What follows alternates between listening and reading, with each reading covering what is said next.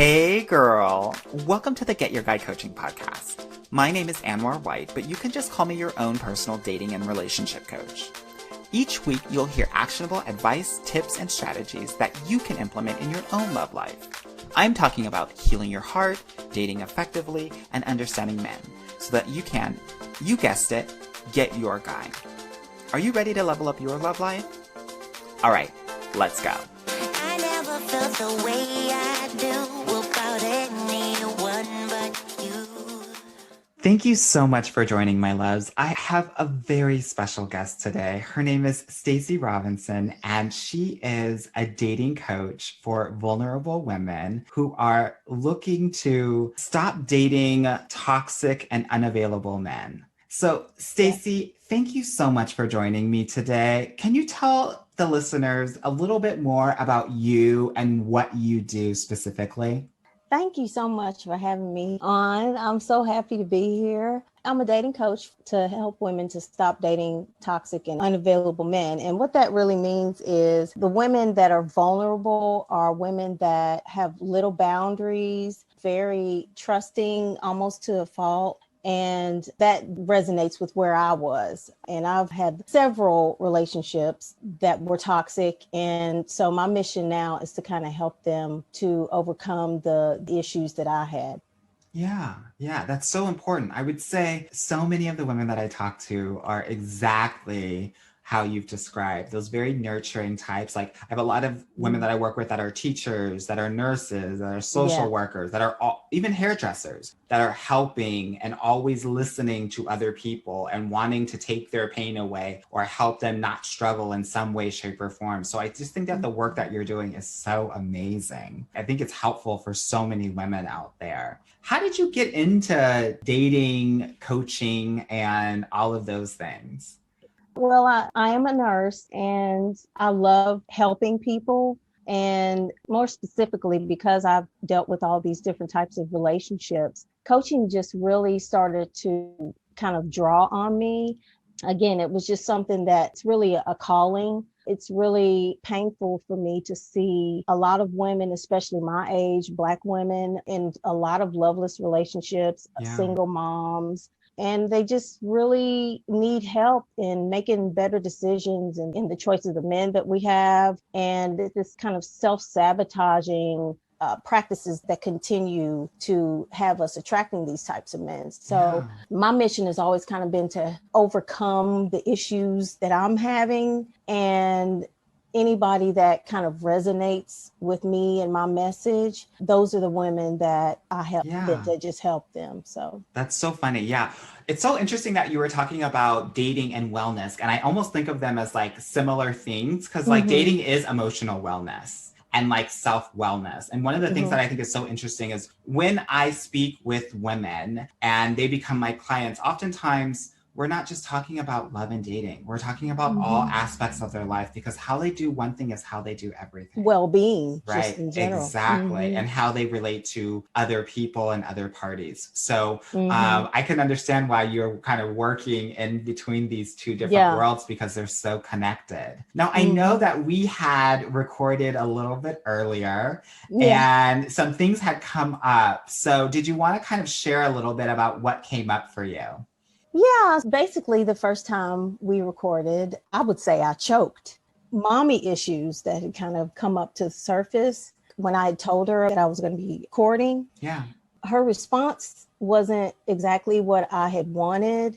And a lot of the issues that I'd have that extend into my adulthood have to do with seeking validation. Yes. So those are issues that I've been working through, but because her response wasn't validating right before we were getting ready to start recording, and I was just kind of sharing with you, just hindsight, looking back, you didn't say anything, you just kind of let me share. But then it came up again right when you started asking me just regular questions about how I'm doing and everything. What I realized was after I had fumbled, you started saying, come on, girl, this, you got this, we're just having a conversation and this is your genius. And you were affirming me.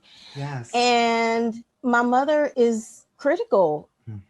even in this moment, it's hard for me to speak against her. I realized how much that impacted me. And so I couldn't receive the affirmations that you were giving me. All I could hear in my head or see was, what she was saying to me. Mm-hmm.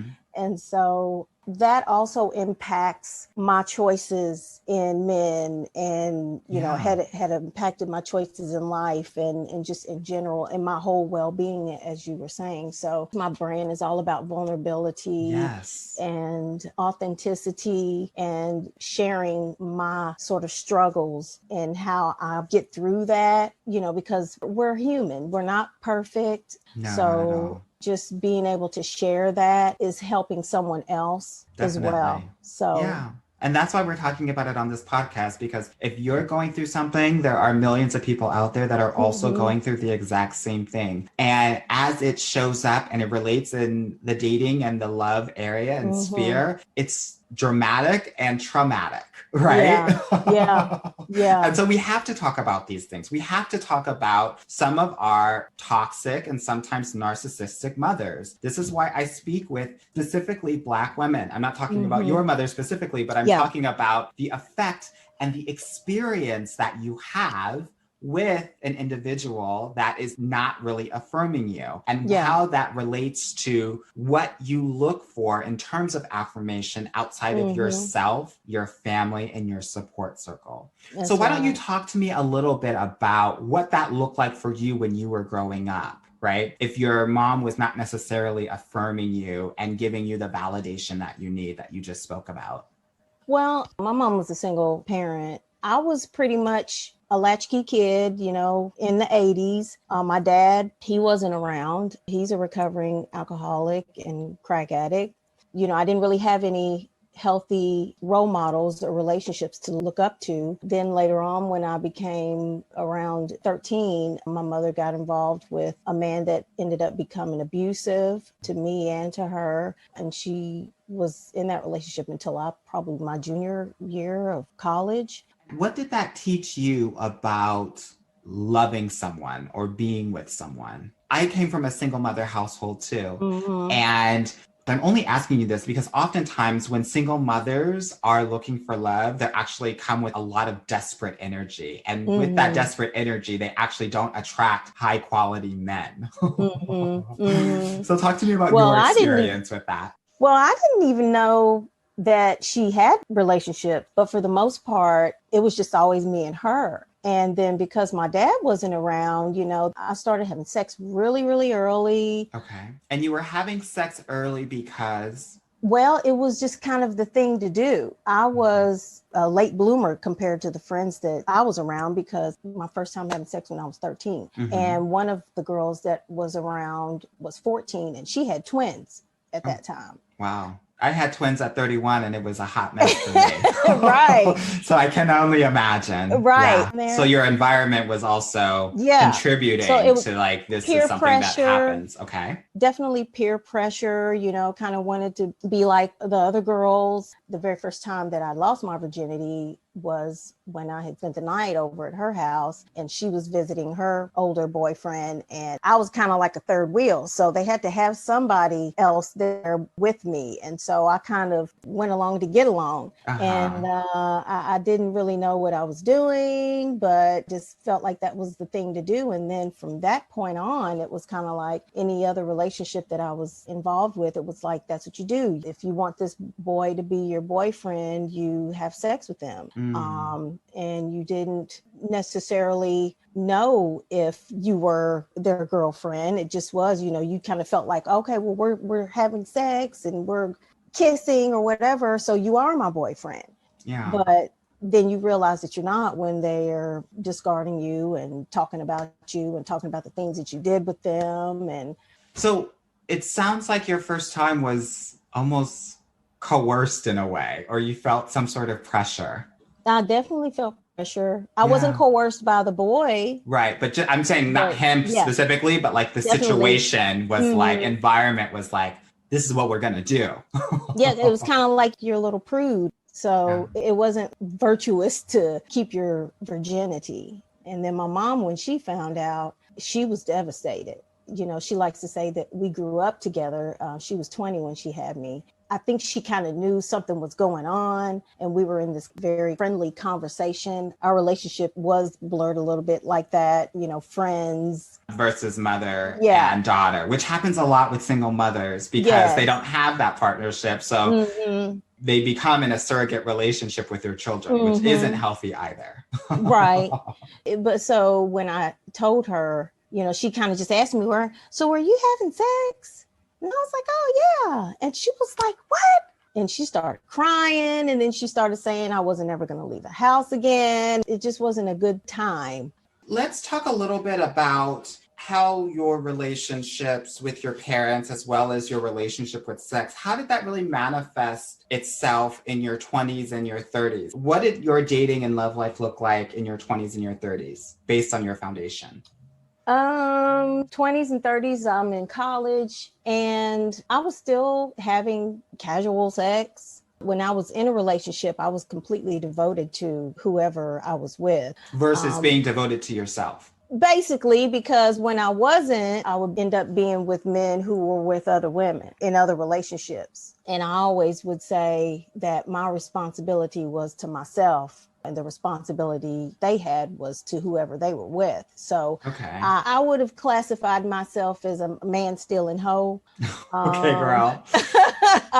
It was what it was. One of the reasons I have you on my podcast is because you had shared that. And I thought that was so amazing for you to share that. I feel like we all have things that we do that sabotage ourselves depending on what issues that we have. And it is so important to be completely honest about who you are, who you were, and how you navigate this world or navigated this world, because that is the only way that you can really heal from it. So I'm so happy that you're sharing this part of your story and your life with the listeners out there, because I want them to feel empowered to be all of themselves and own all of the shit that they've done in their past as well. Good, bad, or neutral. And I've gotten some flack for that.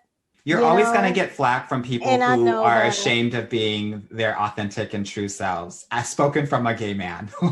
Yes, I understand. And this is one of the things that I've been working on. Yeah. Veils that were lifted for me. I just have to be free.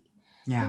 I don't want anybody to hold anything over my head. The guilt that I have about things that I've done, I've forgiven myself for that. It's taken me a lot to forgive myself for that. Yeah. And so me sharing that on my page and the things that I do continue to share, it's almost like how, comedians, they'll say disparaging things about themselves. It just kind of takes the edge off. It's like, you can't say nothing about me. Right.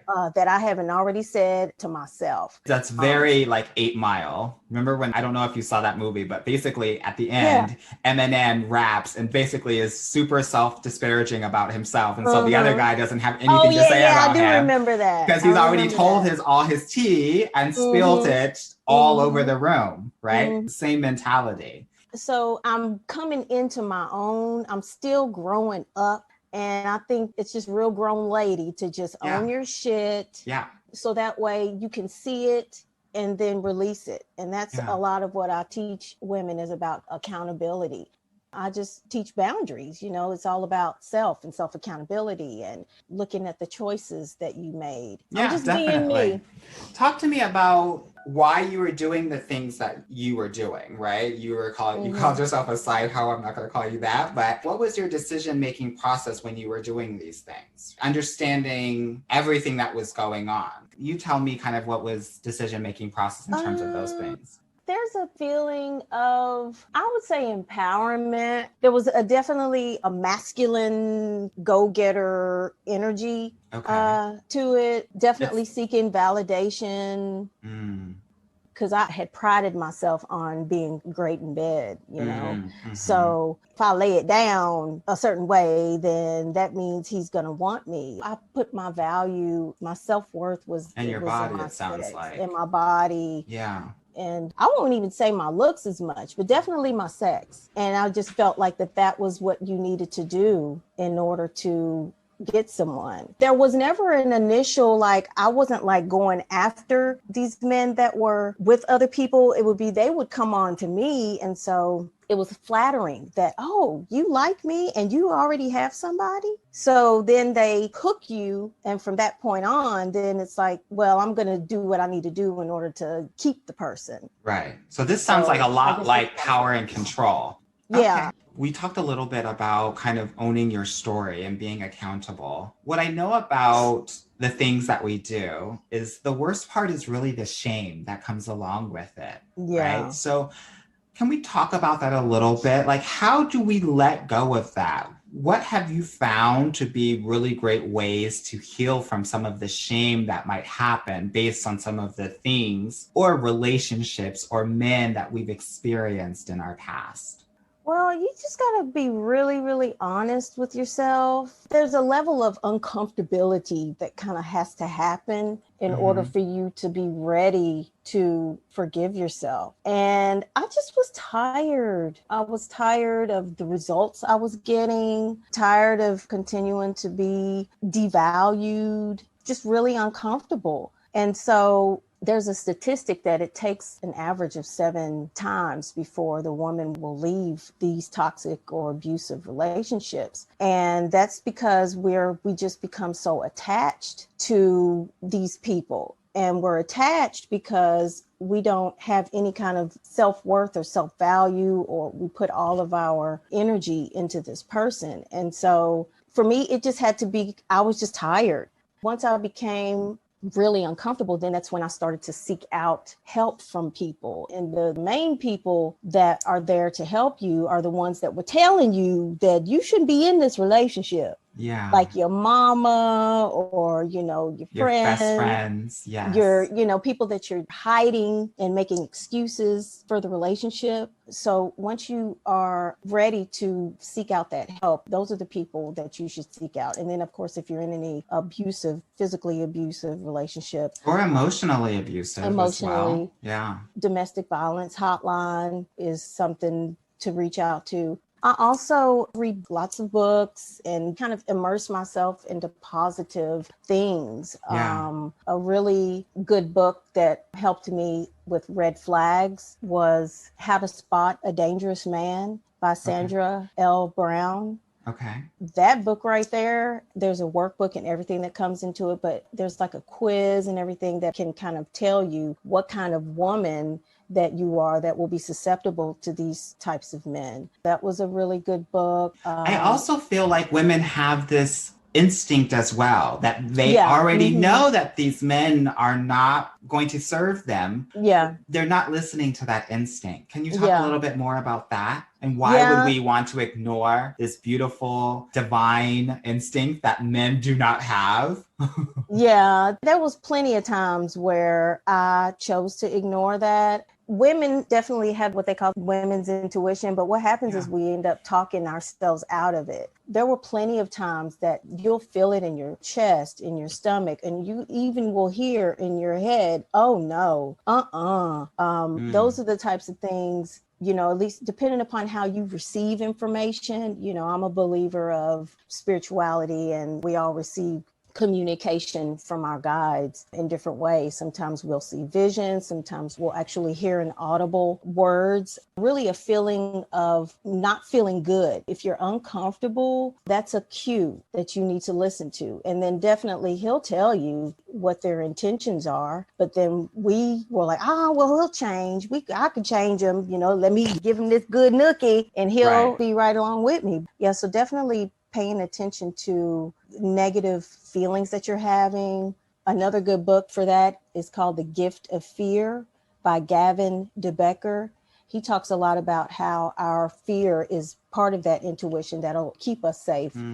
Because a lot of women feel like we're being the bitch if we say no and express boundaries. If you're not feeling comfortable, you're totally within your rights to say, no, I don't like this. I'm not comfortable with that. Yeah. And setting the pace in the relationship. In the very beginning, a lot of times they'll do what's called love bombing, where there's this overly affectionate, sending lots of gifts, money and praise, and you'll have this kind of intense feeling of attraction. But that's really a kind of a manipulative tactic to kind of get you hooked So that way you can't really see who they are. So it's our responsibility as women to set the pace in relationships, because Definitely. I don't recommend having sex with anybody unless you get to know them. And it takes longer than a couple of weeks, 3 months. You want to see how they respond in negative situations or trying situations, or how Yeah. they deal with things that are happening. How are they with their family members, their mother? What kind of relationships do they have? Are they working on themselves? I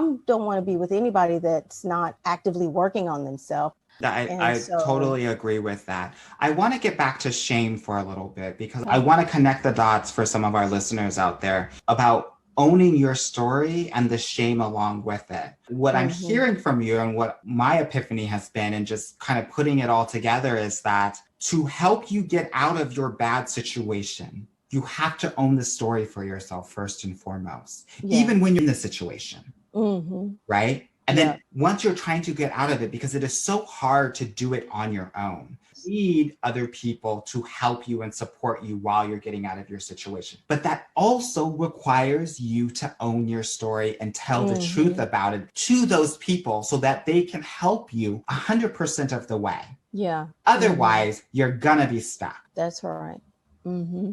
What I love about you is that you own your story inside and out. And I think that is your superpower. And I hope that you're able to give that superpower to everyone else, because we all need that, right? And you owning your story is the pathway to getting out of some very difficult situations, relationship or non relationship based. Mm-hmm. And it Mm-hmm. sounds like for us to tell that story to other people, for them to help us get out of it, we have to let go of the shame of that. And knowing that maybe we didn't know any better because of what we knew, because of how we grew up. This is Mm-hmm. what we thought was going to be a way of operating or navigating the world. One. Two, Yeah. as they always say, when you know better, you do better, Yeah. right? And there's a shame about, well, I should have known better. Maybe Mm-hmm. this was part of your learning experience in your journey, right? Maybe And you that's had where, to go through that experience to get to your yeah, forever person. that's where self-compassion comes in. Yeah. And the stuff that I would do, go into the mirror in the morning, and I have sticky notes everywhere praising myself. A little bit different than affirmations. I do affirmations too, but really saying the things that you wanted him or your mom or whoever to say to you.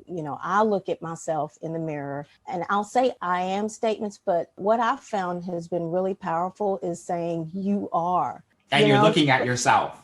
Yes, you're looking at That's yourself, powerful. you That's smiling powerful. at yourself, and you're a wonderful woman, Stacey. I love you, Stacey. You can do anything that you set your mind to. Who you Mm-hmm. are and what you have to say matters. You are lovable. I love you. You're a wonderful mom. You're an awesome mom. I don't know, there's just a different energy that I feel Yes, when I I look felt at that right myself. now. Yes, Yeah. I love that. And That I love that you just speaking to yourself, it feels mhm. more real. It feels like you're really speaking to yourself. It feels more Mhm. conscious and less subconscious. Yeah. And I think sometimes we need to get conscious to get into our subconscious. You're saying that anyway when it's negative. Why You're can't you, always because I messing would up. say, You're always doing, you're not, yeah, yeah. why can't you get right? So I've become more aware of that. And so when I hear that, I say cancel, cancel a lot when there's something that even somebody says something to me or sends some sort of negative, girl, you ain't gonna do this, you're not gonna do that. A lot of times I'll say that to my mom, girl, well, you better watch out because blah, blah, blah. And I'm like, cancel, cancel. And then I will reaffirm myself with something else because, I don't want that playing in my head. So, Yeah. So, Stacey, you talked a little bit about, I guess, in your 20s being the side hoe. So, talk to me about when you got into relationships, what those relationships look like, and how you were able to kind of own your story in those relationships to help you get out of them. when I was in college, I ended up in an abusive relationship. That was my first physically abusive relationship. Mm-hmm. Well, I know I got into that because, I was witnessing abuse at home.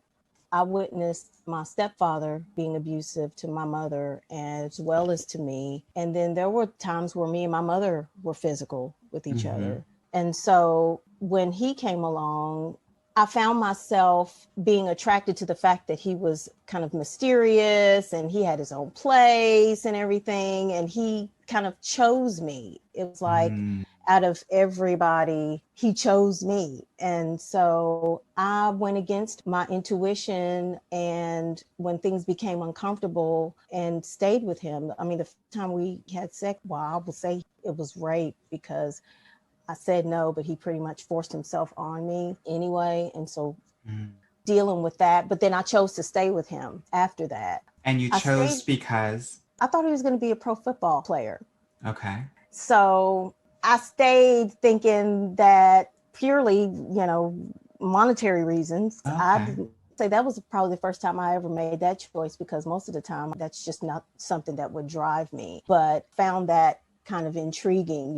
He was actually going football training and all of this other Yeah. stuff. But I want to talk a little bit about this being chosen, right? Because mhm, so many women out there are waiting to be chosen. And one of the things that mhm, I want to offer to them is that no, girl, you're doing the choosing. yeah, You choose what man you want to be with, not the other yeah, way around. If you're doing that, you've already given away all of your power.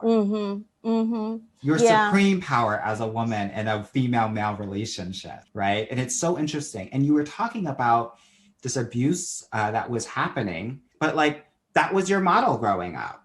yeah, It sounds like that hmm love, the closer people that you had in your life, meant that it was going to get physical at times and that it was going to be okay afterward. yeah. I think it was really kind of like a survival mode type of Yeah. thing.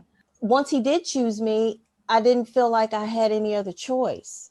When I decided I didn't want to be with him anymore, we had both graduated college and I was thinking, oh, I'm free. He's going to go back to his home state. But he wanted to move in together. And instead of me saying no, I said yes. And we ended up living together for about 6 months, which was pure hell. Things almost got so bad that my mother and father had to come and physically kind of protect Take me you while out. yeah, my whole thing was, it was like, this is my hometown. I found the apartment and he needs to leave. And she was like, girl, you gonna let this jigger kill you over an apartment? Right. So it was kind of a wake up call, and then all of my other friends at the time, they were like, girl, you need to get out of the situation. So I finally did leave and he left eventually. But 3 years after that, he continued to basically stalk me. Mm. That relationship alone pretty much set, I guess, the pace for all the other relationships that I would be in. Either they were emotionally abusive, verbally abusive, physically abusive, unavailable. It's interesting because when I want to just harp on this point because it's really important. When you are chosen, then the man has Mhm. all of the power. And he is Yeah. going to use that power throughout the relationship because you have already let him know that you can do whatever you want because you've And chosen he me. did. Yeah. And he did. And he continued to criticize and demean and diminish. And I gave all of my power away. I didn't realize that I had the power to say no. Yeah. I felt like there was a certain point where you feel like, well, this is all as good as it's going to get. You might as well stay here. Who else is going to want you? And so it's like, well, I might as well just kind of hang around. It was really a brainwashing. And it's familiar. It became familiar. So the other relationships, they may not be comfortable, but it's still familiar. So you Right. continue to do the same thing, choosing different looking men, but it's really the same one. Yeah, yeah, definitely. Talk to me about this notion of not being able to say no. How did this occur? Where do you think that that came from for you? Um, Seeking validation, a fear of abandonment, my daddy issues, him not being there was very impactful. How did that impact you from saying yes or no? Because if I say no to what's uncomfortable, if I say no to what they want me to do, then I he'll believe. leave. Yeah, He'll leave yeah, me if I don't do what I want him to do. And that yes. played out in my most recent toxic relationship, which was my marriage 5 years ago. There were definitely some things that I did in that relationship that I didn't feel comfortable doing. Mm-hmm. But again, it was that old familiar feeling. And so I got into this relationship, and I was also having issues with my son. He had a lot of behavior issues. And Mm-hmm. so I was just kind of needing this man figure. And I ignored all of the flags, all the red, yellow, blue flags, all of them, and said, well, things will get better. This is good, though. He love bombed. There was a lot of love bombing. So I felt like this is the one. I entered into a relationship that was not what I thought it would be, what it was going to be. And again, I did some things that I didn't want to, but thought that that's what I needed to do in order to keep my husband. Like what? And well, I'll just say I reached out to him and told him, I said, listen, I'm not protecting you no more. I'm going to live in my truth. And Always. he was polyamorous. Okay. And I knew that. And in the beginning, it sounded like that I could have a partner, Your a cake. boyfriend. Eat it too. Yes. Yeah, I could, Get your life. and the thought of that, of like, okay, it was kind of intriguing. But it didn't end up that way. Mm-hmm. And it became pressure. Like, couldn't go to Zumba without him like asking if I'd had got a girlfriend or a boyfriend. What, did anybody get your number? Did you get it? I'm like, I told you I'm open, but don't pressure me about it. So the idea of it wasn't fun anymore. And it also taught me to realize I really am a one-man woman. I don't want to share you. I don't want to share myself. I'm done with that. I just want to be, here I am. I think I finally got this man, this monogamous relationship, and I'm still not enough. That's kind of what it boiled down to be. I wasn't enough. But the fear of me not doing what he wanted, or else he would leave. Yeah. And he actually threatened, not because I wouldn't do that, but for other reasons. There was always something wrong with me. Mm-hmm. If you don't do XYZ, then I'm going to leave. And then I just decided, we had went to polyamorous therapists and everything to try to, coerce me into this idea of us being in this relationship.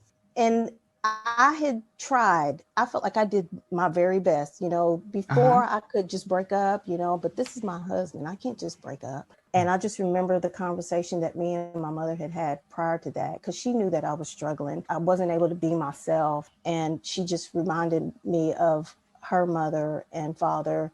And she said, he doesn't adore you. Yeah. And one of my core desired feelings was wanting to feel deeply adored. And so when she said that, it kind of like clicked. And I was like, this is fucking bullshit. Yeah. Here I am. I'm trying to do all this stuff and it doesn't matter. And then he had seen him talking to women inappropriately. And I had just had enough. That was my tipping point. And I said, I'm not going to do this anymore. I deserve better. I'm not able to be me. And I'm done. And then I told him that I wanted a divorce. And it was the best decision I had ever made. And I realized that I needed to get out of the relationship when I was wishing to be single. Once I finally realized that I deserved better and that I wasn't getting what I wanted, I had actually took the time to write down, what do I want? How do I want to feel? Yeah. And I stopped allowing him to control me and really just kept going back to, what do I want? So understanding how you've been able to kind of just really own your story, how has that helped in your healing process? Well, it just really allows me to be free. One of my other core desired feelings was freedom. I wanted to be free. I want to feel alive. I want to be me. It helps me to continue to be me. And that's in all areas of my life. Any people that are around me, if I'm not able to be me, then we ain't gonna be able to gel. I don't judge anybody for what they do because I done been there and done that. There's things we ain't even talked about. So I don't judge anybody for what they do. And I don't want anybody doing me like that either. So I have to live in my truth. Truth is strength. Yeah. Truth is healing. It is. Tell the truth. So Yes. for all of the listeners out there, I want you to own your story. I want you to tell the truth about what you have done. So in your journal, take out a piece of paper and write your story down and own it. Own Hmm. all parts of it. Write all the details, even the details you haven't told anyone before. Yeah. After you are done writing a specific instance, experience, relationship, whatever it may be, I want you to tell that to a friend of yours, someone you Hmm. trust, someone you feel safe with. Because if you are in the practice of doing that, when you are in these situations, it'll be that much easier to be able to Hmm. tell the truth and to get out of them. Owning your story is the pathway of strength, healing as well. Hmm. With that being said, Stacey, how can my listeners get in contact with you if they want to work with you, if they want to learn more about what you do and how you take these women and you heal them and you make sure that they are owning all of themselves? I have a free Facebook group that they can join. It's called Stop Dating Toxic and Unavailable Men. We'll make it real simple for you. Yes, God. And then I'm not on IG as much, but you can reach me there at I_am_Stacey Robinson. Stacey with an E. Yes. Awesome. Well, Stacey, thank you so much for joining me today. This has been truly amazing. And I know for a fact that there are going to be so many women out there, their minds have just been blown just by this conversation of understanding not just you owning your story fully, but understanding why you've done the things that you've done. They'll be able to see themselves in you and know that what they are going through is what so many other people go through. I just think it's so inspirational, not just that you've gone through it and you've owned your story, but that you've been able Yeah. to go on the other side. And you've also been able to be really honest about the work doesn't stop, that you continue No. working and you continue striving for the person that you want to be. I love that. And I love your honesty. And I'm so honored that you have been on this podcast with me today. Thank you so much. Thank you so much. This was really, really healing. I hope that your listeners will gain everything that my intention is for them to have. Love Thank that. you so much. Thank you. Hey girl, thank you so much for listening to the Get Your Guy Coaching podcast. If you like this episode and want to talk with me personally, please book a free consultation at www.getyourguycoaching.com/apply or subscribe and leave me a review wherever you listen to your podcasts. Talk soon.